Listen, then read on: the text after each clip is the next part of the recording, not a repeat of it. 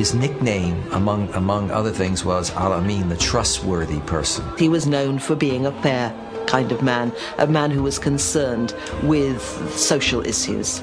It is not possible to conclude that the Prophet is a man of hate. The Prophet of Islam is without doubt the most misunderstood major aspect of the Islamic religion. He was an ordinary human being with the same emotions, the same fears, the same insecurities that we live with. The Prophet Muhammad, now on Biography.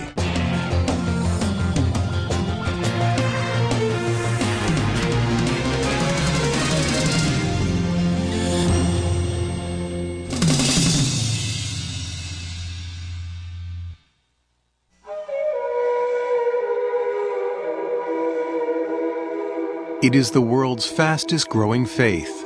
1 of every 4 people on earth finds spiritual peace in the words of the Quran. Nearly 1400 years ago, the angel Gabriel came to Muhammad with revelations that he was to deliver to all of mankind. He spent the rest of his life communicating God's message and setting an example for how each human being should live. Today, many Americans associate Islam with images of violence and hatred, but such scenes are the work of a few suicidal fanatics. Their actions directly contradict the teachings of Muhammad and cloud the memory of a man who long ago brought a new message of hope and serenity. Muhammad is often thought to be worshipped as Jesus is worshipped by Christians. This is absolutely and categorically not the case.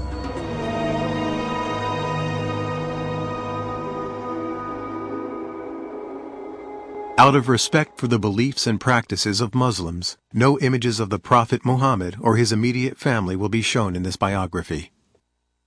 Allahu Akbar, Allah. 5 times each day, over 1.5 billion people turn toward the ancient city of Mecca and offer their prayers to Allah. From New York to Indonesia, from Nigeria to the steppes of Central Asia, Muslims repeat the words first learned 1400 years ago from the lips of a humble merchant and a gentle teacher named Muhammad. There was a time when he was very poor and he had only 1 blanket and he needed it, but there was a cat sleeping on the blanket. So he tore that part out which was under the cat because he did not want to disturb the cat, and he took the rest of the blanket and went away. The life of Muhammad ibn Abdullah began in 570 of the Common Era. He was born in Mecca, a thriving trading community in the land that is today Saudi Arabia. No one could have known that the life of this child would become the foundation of a religion that would one day change history. By the time of Muhammad's birth, Arabia was a harsh, barren land, broken only by the occasional oasis. The Arabs who lived in this demanding world migrated from site to site, struggling to live off their flocks in the harsh desert. To survive in such a place, Arabs depended on the support of their tribe.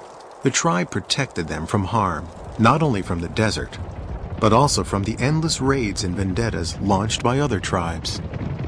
Social life in pre-Islamic Arabia was grim, and Muhammad was born into a time of violence, turmoil, and despair, not unlike our own.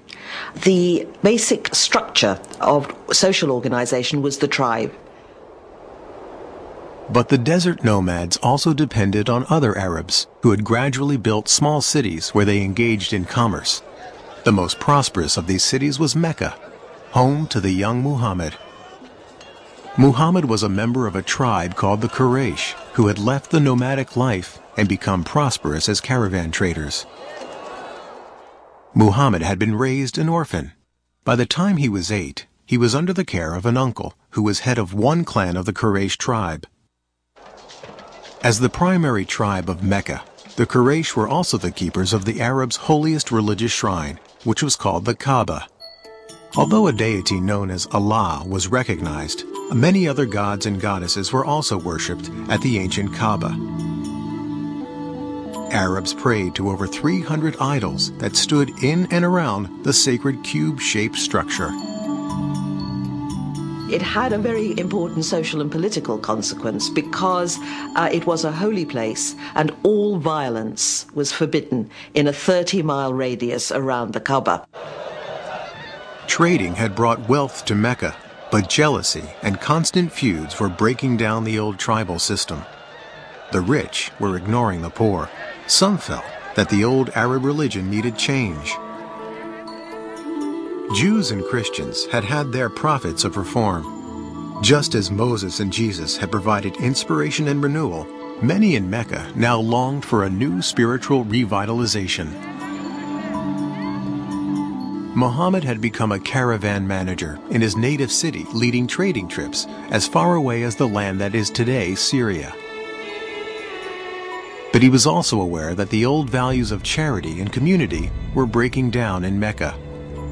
Muhammad was deeply respectful of the religion of his ancestors. He was a frequent visitor to the Kaaba and attempted to lead a life of fairness and respect for all. We don't have lots and lots of information about the Prophet Muhammad before he was called to be a prophet, but that information which the tradition has passed down indicates somebody who was, on the one hand, very good at what he did, a caravan manager. His nickname, among other things, was Al-Amin, the trustworthy person. He was very soon known as the righteous one because he was known for being a fair kind of man, a man who was concerned with social issues. As well as somebody who was efficient. He was seen as somebody who had strong leadership qualities. He was good-looking. He had a piercing eyes that seemed to go into people's souls, a smile. He sometimes looked sad, and a very sort of distinctive way of walking. In the year 595, Muhammad was hired by a wealthy woman of Mecca named Khadijah to organize and guide a caravan for her. He accepted and returned with a handsome profit. The trip would start a new life for Muhammad and Khadijah. He was an international business executive whose boss was a woman, and he was obviously very eligible, and she proposed to him directly. Khadija, in many ways, is an interesting historical figure. She's a self-made woman who decided to propose to Muhammad, who was not a prophet at that time. He was, reports say, 15 years her junior. They apparently had a very loving relationship. Muhammad and Khadijah had 5 daughters. Muhammad was an adoring father and throughout his life displayed affection for all children. Although the clan headed by his uncle had little prestige among the Quraysh, Muhammad's reputation in Mecca continued to grow. He was known for his kindness to slaves, his charity to the poor, and his fairness in dealing with all. Each year during Ramadan, the 9th month of the lunar year, Muhammad set out to the mountains surrounding Mecca as a place where he could refresh himself in solitude and prayer. In the year 610, at the age of 40, the humble business manager and family man took himself on one of these retreats to a mountain cave.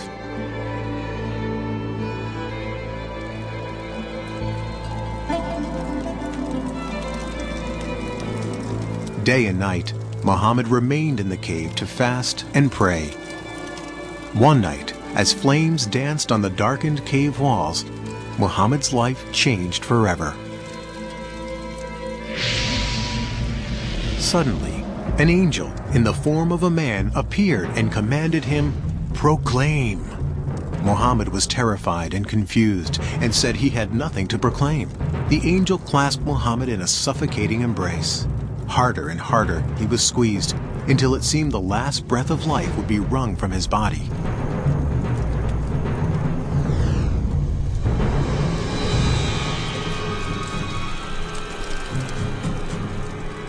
Proclaim in the name of thy Lord who created man from a clot of blood.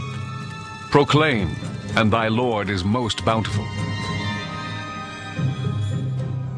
Muhammad was terrified and ran from the cave. He was sure something awful was happening to him. But as he scrambled over the mountainside, the angel returned and spoke again. O Muhammad, thou art the messenger of God, and I am Gabriel. He was terrified. I think any of us would be if we suddenly started receiving voices and seeing visions of angels. The traditions about the life of the prophet present him as coming back from this experience profoundly shaken. Petrified with fear from a mystical experience he did not understand, Muhammad rushed to Khadijah. And she held him in her arms and said, my dear, these things are from God. And it was she who convinced him that these were not delusions. But in his fear, Muhammad did not fully understand the frightening events that had happened to him. He could not know that the angel Gabriel would return again and again to deliver the words of God, and that the words that would eventually pour from Muhammad's lips would forever alter the future of his people and the world. Slowly, Muhammad ibn Abdullah began to accept that God wished him to speak to his people as Moses and Christ had carried God's word in another time. Several revelations followed the first, but Muhammad was confused and struggled to understand precisely what message God wanted him to carry. Then, suddenly, the revelation stopped. Muhammad waited in darkness. He thought perhaps God had abandoned him. Perhaps he hadn't been worthy. He did not know whether that was the end of the communication with God, and what was he supposed to do based on that limited communication. What had he done to offend heaven and the angel who had spoken to him? How could he be a messenger if he had no message? But as he sunk to depths of despair, the silence was broken by another revelation. By the morning brightness and by the stillness of the night, thy Lord hath not forsaken thee, nor is he displeased with thee. What is to follow is better than what has preceded, and soon thou wilt be granted that which will please thee. It was now clear to Muhammad that he had not misunderstood the first revelations. He had indeed been called to tell the world there must be no other gods but the one God, Allah. As more revelations came, the words were etched into Muhammad's memory. As he recited them, they were written down and became the Quran, God's holy book.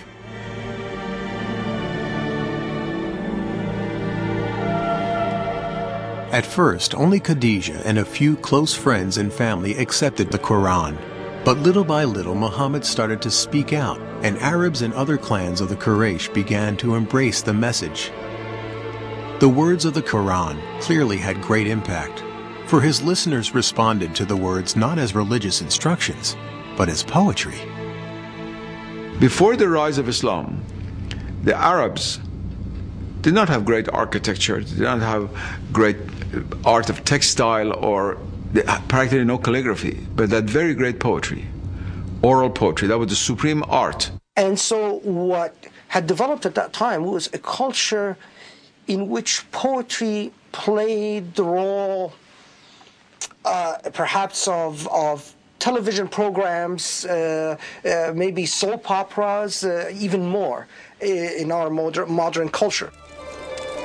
In towns and cities, or in simple Bedouin camps in the desert, those Arabs who could perform poetry and music had enormous status.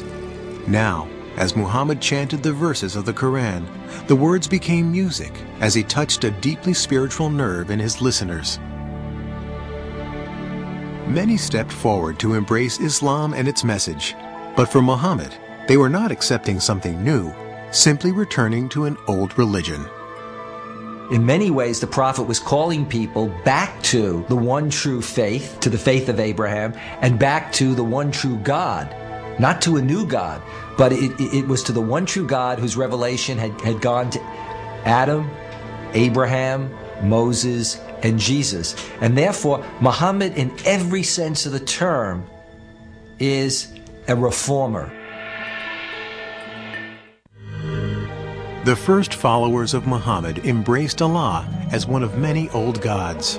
So far, Muhammad had avoided any mention of the idols that stood in and around the Kaaba. Now he announced that the Quraysh would have to stop worshipping all other gods. He demanded a radical new expression of faith. The words began, He is Allah, the one and only, Allah, the eternal, absolute. He begetteth not, nor is he begotten, and there is none like unto him. There could be no greater loyalty than to God, not to any tribal deity, not to some traditional idol, not even to the tribe. This mild-mannered merchant was now demanding Arabs forsake the gods of their ancestors. Their real identity was rooted in their family and clan and kin connections, because it was that gave them a position in the world. When Muhammad comes with a new set of religious ideas, or is trying to renew a set of religious ideas focused on monotheism, people whose ancestors had been pagans said, what's happened to our grandfathers, our great-grandfathers? And Muhammad had to say, well, they're burning in hell because they didn't believe in one God. This new commandment was to be called Islam, meaning an act of surrender to God's will. For some, initially, they could simply dismiss the prophet, since this was so out of whack with the society, as somebody who was out of his mind, as somebody who was deluded. But as he began to develop this seminal community, and as the prophet, given his conviction, was so public in preaching this message, then more and more of this was taken by the Quraysh establishment as a direct threat. The new message of Islam now ripped the fabric of the Quraysh community. Soon, like Jesus before him, Muhammad's ministry was turning father against son, family against family. The establishment certainly feared that a man who claimed to be receiving special messages from Allah, the high god of the Arabian pantheon, would soon demand greater political powers. The most powerful Quraysh leaders turned on Muhammad and his followers. Muslims were tortured, some were whipped, others were staked for days in the fierce Arabian sun. Muhammad himself endured the fury of his neighbors, who hurled dirt and insults at him in the streets. For 2 years, Quraysh leaders placed a ban on intermarriage and trade with any followers of Islam. No one was allowed to sell them food. The agony of this period increased when Khadijah died in 619. When his uncle died not long after, Muhammad lost his protector, and it became clear that his life was in real danger. His wife is dead, his uncle is dead. Although he has followers, many of them are being tortured, imprisoned, persecuted. He is powerless to help many of those that he loves, and many of those that have believed in him. It is in this devastating time, as Muhammad came to the end of his resources, that he had his greatest mystical experience. On a night in 620, Muhammad was again awakened by the angel Gabriel. The angel presented him with a winged horse-like creature that flew the prophet through the night sky to Jerusalem. There he was greeted by Abraham, Moses, Jesus, and all the other prophets. At last, the creature took him higher and higher, beyond earthly space and time. Muhammad departed his physical body, and his spirit at last stood at the summit of the universe. His celestial journey to Jerusalem suggested to Muhammad that he was entering into a new phase of his service to God and Islam. He now also understood that he could no longer remain in Mecca. Over 200 miles to the north of ancient Mecca lay the fertile oasis of Yathrib. It was a lush island of green amid harsh volcanic mountains and untillable desert soil. Its sweet water and abundant crops of grain and dates made for a comfortable life. But Yathrib was troubled. The tribes who lived in this beautiful place were locked in a deadly state of rivalry. Crammed together in this small oasis, the tribes were caught up in a continuing pattern of warfare and violence. Something was needed to break the pattern.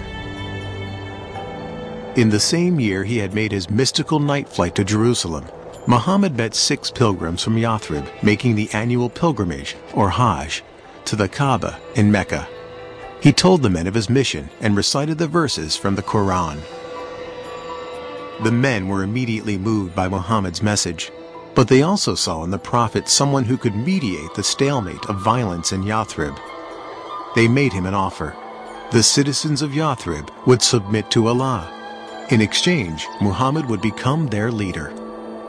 Muhammad was invited to a community that was in many ways divided and in disarray. And they basically invited him, saying that they needed a strong leader to come in and to organize and lead that community.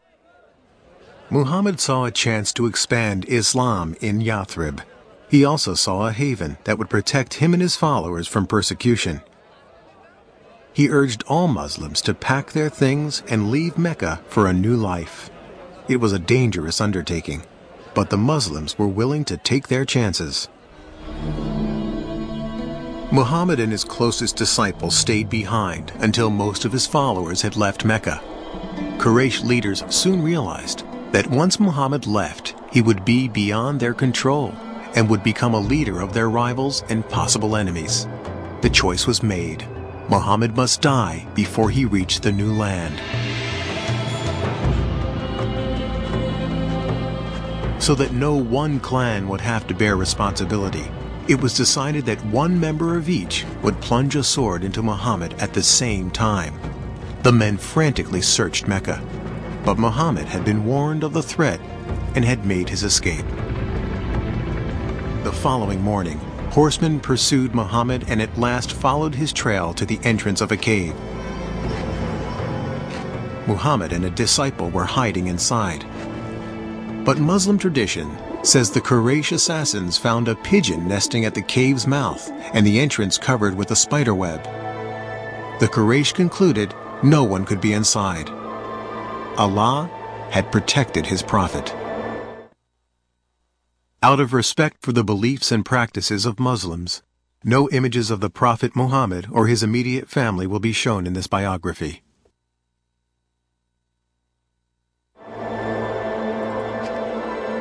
Muhammad's flight from Mecca in 622 is known to Muslims as the Hijra.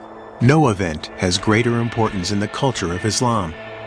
It became the start of the Muslim calendar.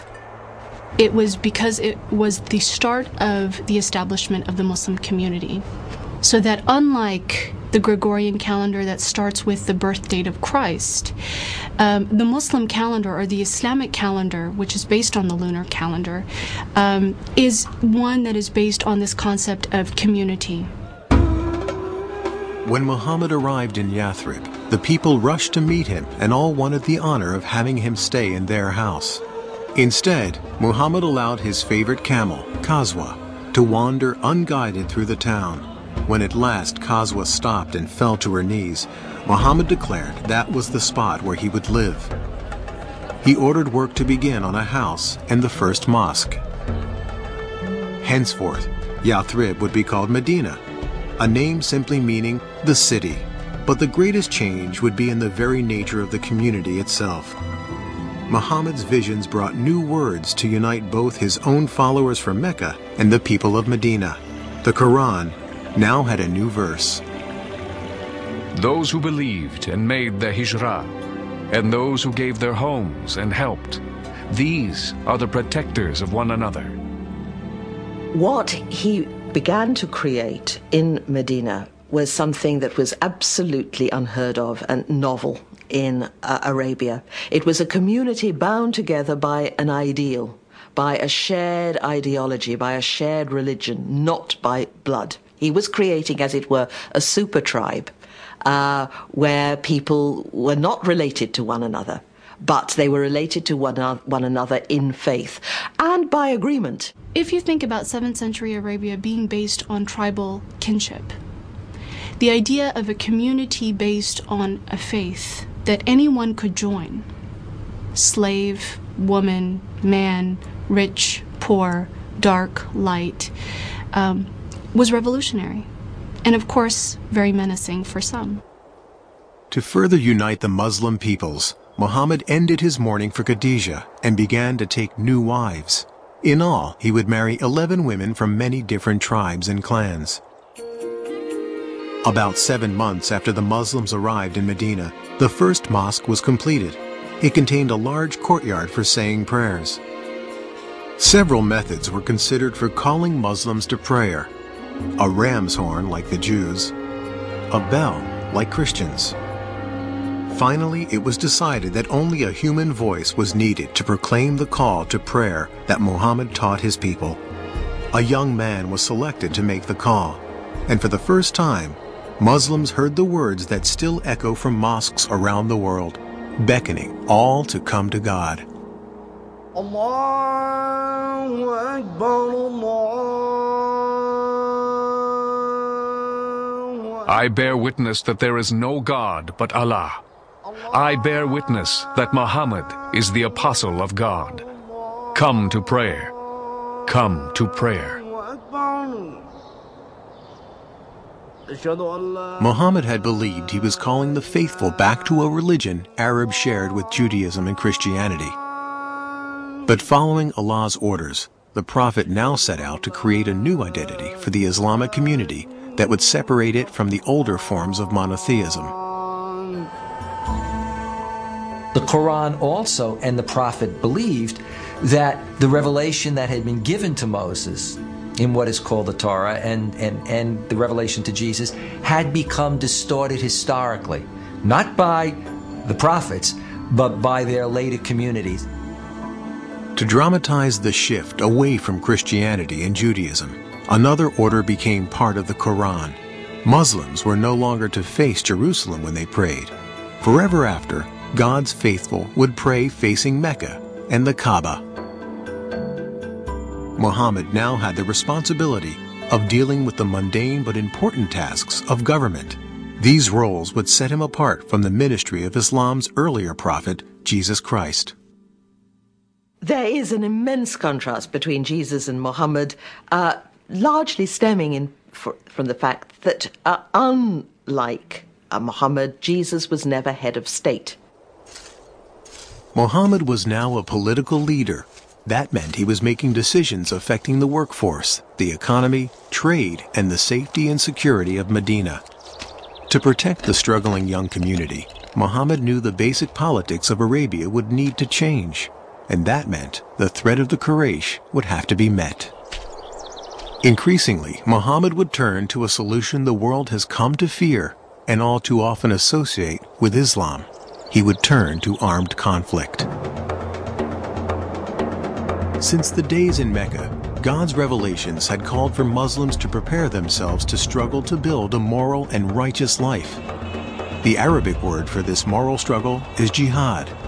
Jihad would soon be needed if the Muslim community was to survive.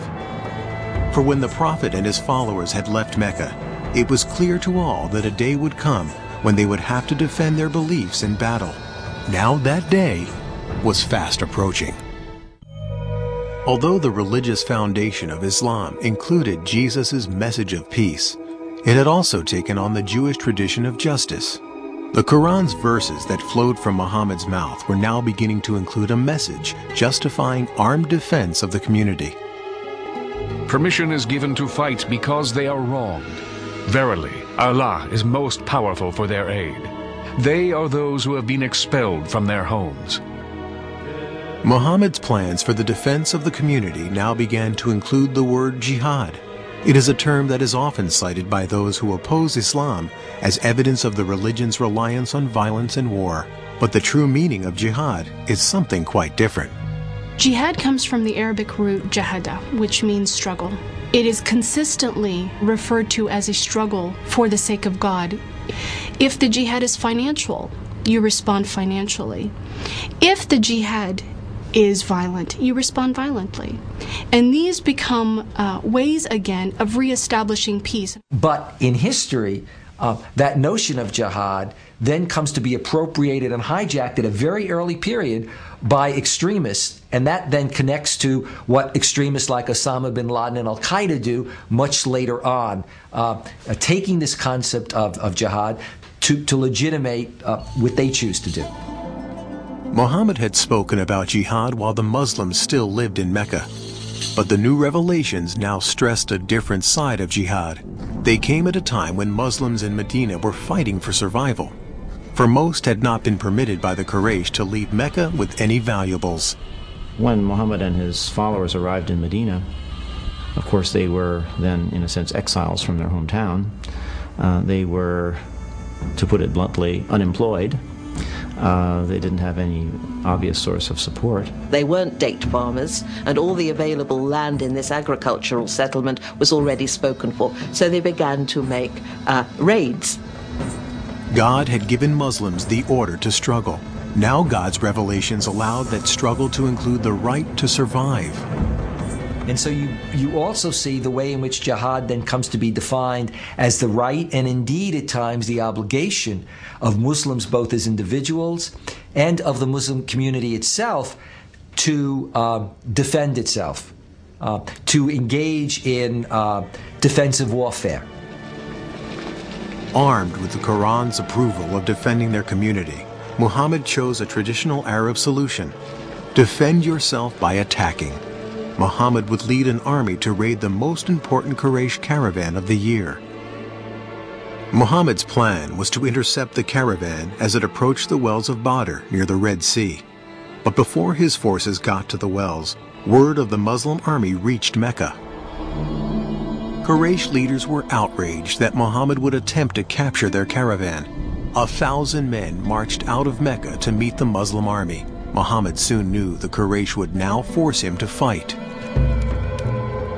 The night before the battle, the Prophet had no idea if his men were willing to die in what had now become a war. But after listening to stirring speeches, his followers vowed to offer their lives for Islam. The Quraysh army outnumbered the Muslims by 3 to 1. But as the battle began, Muhammad revealed he had a great sense of tactics, and his warriors fought with ferocity. The Quraysh leaders had believed a show of force would be enough to defeat the Muslims, but by midday, it was the Meccan army that panicked and fled the field. The dedication and cohesiveness of the Muslim army had saved Islam. Now Islam would reveal itself to be not only worthy of victory, but capable of compassion as well. After the first victory that the Muslims achieved at the Battle of Badr, the Muslims began in the usual Arab way to kill all the survivors, and Muhammad immediately had a revelation to say, no, this must stop. There must be no killing of survivors. Muhammad had set his eye on a more distant goal. The Muslim warrior's enemy of today must tomorrow become his brother in faith. Say to those who are captives in your hands, if Allah findeth any good in your hearts, He will give you something better than what has been taken from you, and He will forgive you. The victory at Badr had great consequences. After the battle, converts from all over Arabia began to flock to Medina. Like the Muslims, these converts saw the victory as a sign of God's salvation and protection, similar to God's parting of the Red Sea for the Israelites. The Battle of Badr has enormous significance to the Muslim community, and I think that was the first political act that was successful, which cemented the vision or the dream that Islam could establish a community. Islam could become a civilization. For 3 more years, the Quraysh army would try to destroy the Muslim community. They would win some battles, but always Muhammad and his followers struggled and survived as their numbers continued to grow. As the Meccan army struggled home after a final unsuccessful battle, their leader was at last forced to admit every man of sense now knows Muhammad has not lied. Medina and the Muslim community were at last safe from attack. The Prophet was now poised for the final step in the pursuit of his destiny. That step would be his return to the holy city of Mecca. Muhammad's life in Medina was austere but comfortable. He lived in quarters attached to the mosque, usually spending each night in the room of another of his wives. Muhammad's wives were a diverse group. One was a Jew, another a Bedouin. One was even his cousin. Most were chosen for various political reasons. But a few, such as his third wife Aisha, were clearly matters of the heart. Arabs until this time took as many wives as they wished. But Muhammad now told his followers that revelations from God said each man was permitted to take no more than 4 wives. But the husband was required to treat them all as equals. Marry women of your choice, 2, 3, or 4. But if you fear that you will not be able to maintain justice between your wives, then marry only one. The modern world has frequently come to view Islam as male-oriented at best and misogynistic at worst. But in truth, Muhammad's teachings brought women new rights that would not be achieved in the Christian world for centuries. The first was the right to life. The Quran forbade the practice of female infanticide, which had become common in early Arabia. Women were also given the right to an education, to be duly educated as men were, to inherit, which meant that they could buy and sell property, which again would mean that they would have to undertake business transactions. The custom of Muslim women wearing veils is mistakenly pointed to as another indication of Islam's prejudice against women.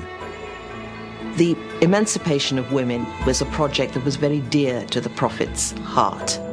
There is nothing in the Quran about all women having to be veiled or secluded in a separate part of the house. This is a practice that the Muslims picked up 3 or 4 generations after the death of the Prophet. I feel that being a contemporary educated woman is far more in line with what the Prophet would have aspired for a woman than what we've seen maybe throughout recent Islamic history. Muhammad had achieved enormous success. His followers had grown in less than 20 years from a handful to thousands of devoted converts. But he could not complete his mission so long as the holy site of the Kaaba remained home to idols. In January of the year 630, Muhammad set out for Mecca at the head of an army of 10,000. As the Muslims approached the holy city, Meccan people made no attempt to resist. It was clear that the old gods of the Quraysh were powerless in the face of Islam. The Prophet had no desire for blood. He issued an amnesty as a symbol of his desire to unite all people as the children of one God. The only victims he sought remained sitting in the Kaaba. The Prophet entered the holy structure and proceeded to lead the destruction of all 365 idols as he recited the verse, "The truth has arrived and vanquished falsehood." Muhammad had validated his vision and proclaimed to the world the force and vitality of Islam. By the time of his death in June 632, the Prophet had brought peace to Arabia.